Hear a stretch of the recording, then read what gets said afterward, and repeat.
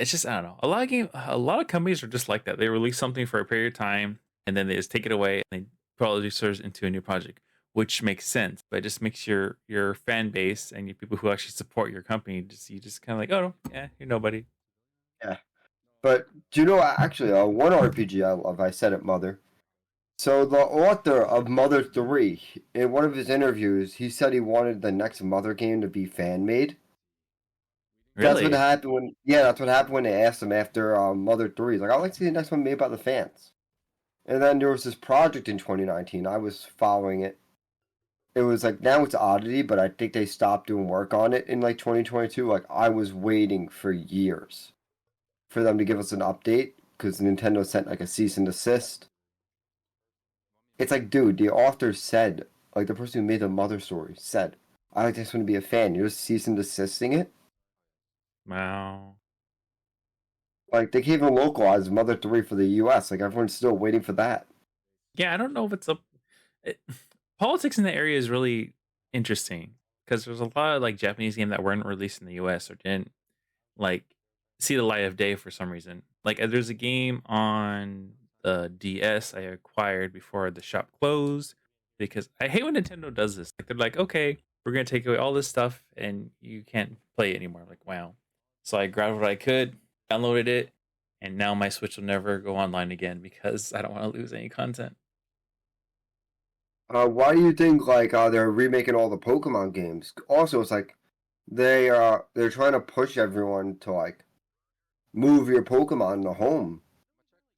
Oh, yeah, what a Yeah, and it's mess. like I have like Pokemon from Gale of Darkness on the GameCube, and that's like a hellhole to transfer them up. Like I have to have a Game Boy SP, a Nintendo DS, two DSs, Jeez, a 3DS, you have to have all the equipment to acquire them. Pokemon, yeah, Pokemon Bank, then Pokemon Home.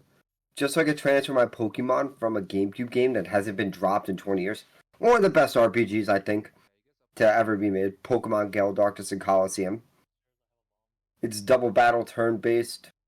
Hmm. Difficulty was pretty high. Like they had to give you the legendary dogs in Coliseum just so you had a fighting chance.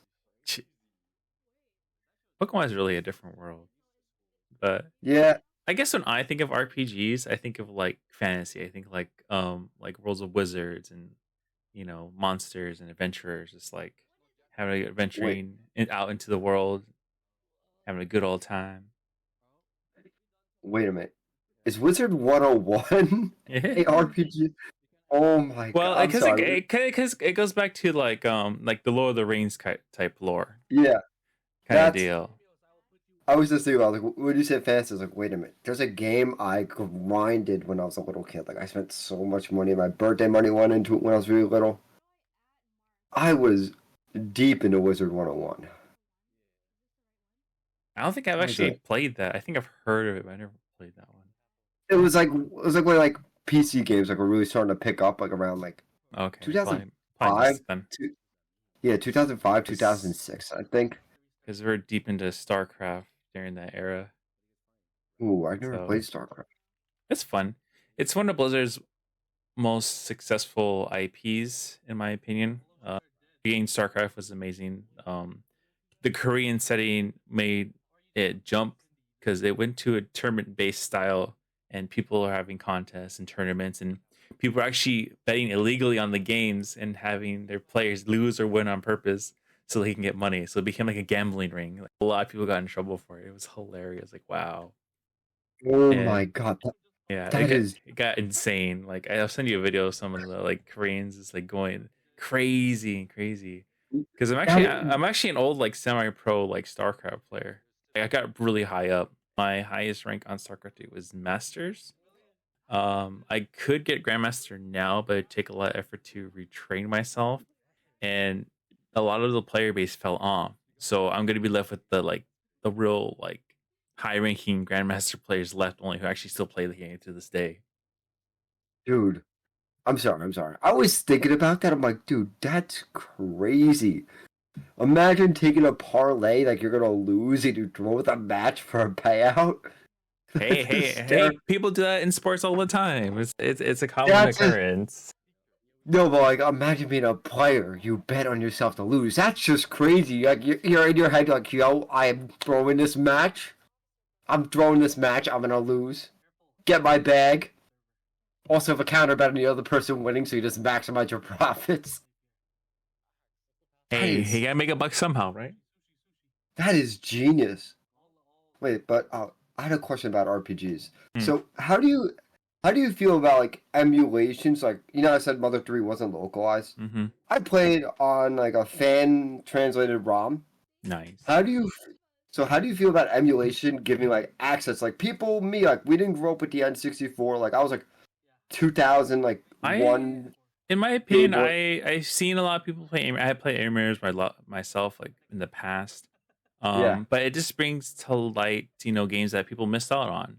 But yeah, I'm really, but there's a market for it, so I understand why the companies themselves don't just like have a service or have this offered. I mean, people are doing this for free. Like there was a emulator for Advance Wars 2. I have no idea what happened to it. It disappeared. It drives me nuts to this day because I don't know where it is, and I only placed it in one place, and it's not there. So I just picked it up on one of my tablets and I play it on there. But once Nintendo found out that there was emulators on their games, they're like, let's pull that. So I lost that one. yeah. So Pokemon, actually one of the most famous ROM hacks. Pokemon Uranium. Hmm. Oh, the moment it dropped, once Nintendo caught wind of it, they cease and desisted that. I think it was like I think it was like the first like one of the first ROM hack cease and desist they ever did. I mean, from a legal standpoint, it makes sense. Like you're playing our product without our permission and you didn't purchase it, but people aren't buying it, and people are just Yeah, putting it up on a server for free. So the law is kind of iffy on stuff. You can't be stealing stuff, so it's considered theft yeah, because you acquired it through or free pirate. means. I'm Well, not I'm not a lawyer. I just know yeah, certain laws due to my profession, and there are things you can't do, even though if it's internationally, it's still against the law, and you still got to behave within the law. yeah, but yeah. So my question was, how do you feel like I know I said like, how do you feel like now like people could like play all these old games? Like, do you think it's like great? Like it brings like more community back to the games, or no? So, Because like what I in my opinion, I believe more effort was put into the older games than nowadays. Like, because they yeah had to put everything into this one game because there was no updates. Like, once the game was released, it's released. I think Nintendo's founder, Minamoto, I think his name is, right? yeah Yeah, he said, like, if you release a bad game, everyone will remember it as a bad game. But if you release a good game, everyone will talk about it for years to come. yeah. So be patient, take your time, release a good game. But they don't do that anymore. Nintendo No, hasn't. Look. Oh, okay. Well, the Legend of Zelda games, those are good. Like you could tell, Nintendo had people doing them for years. Like Breath of the on the other Wild was hand, good. Breath of the Wild was very good. Here's the Kingdom I I have not yet required by people. I have a lot of people just say it's a building simulator, and I haven't had not that I don't want to play. It just I don't want to play a building sim. I want to play a Zelda game. no, it's a Zelda game. My favorite thing are committing crimes against Karuks. Sounds sus. Oh no, so like in Legend of Zelda, you have like an ability to move stuff, and you have to move the Karuks over. So you Oh. have like people all over TikTok making like airplanes. It's like being diabolical and devious to the Karuks.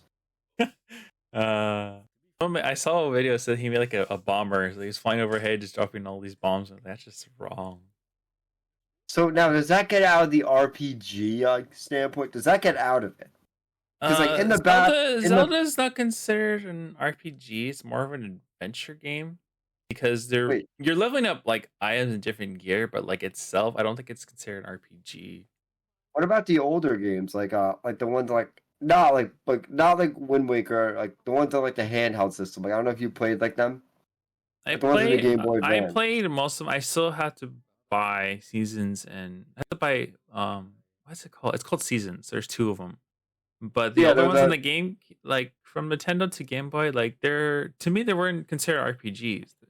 They're just adventure games.